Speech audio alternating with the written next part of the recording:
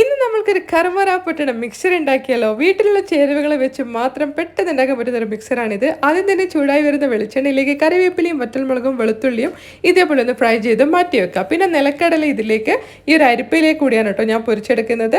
എന്നിട്ട് ഇതും മാറ്റി വെക്കുക. പിന്നെ മെയിൻ ഹൈലൈറ്റ് അവിലാണ് കേട്ടോ. വൈറ്റ് അവിലായാലും ബ്രൗൺ അവിലായാലും ഒന്നും കുഴപ്പമില്ല.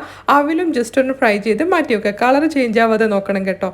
പിന്നെ നിങ്ങളുടെ കയ്യിൽ ഏതാണോ നൂഡിൽസ് ഉള്ളത്, ഞാൻ ഇപ്പോൾ ഇൻഡോമിയാണ് എടുത്തിട്ടുള്ളത്, അതും ഈ ഒരു വെളിച്ചെണ്ണയിൽ തന്നെ മൊരിച്ചെടുത്ത് മാറ്റി വെക്കുക. നല്ല ക്രിസ്പി ആയിട്ട് കിട്ടണം കേട്ടോ.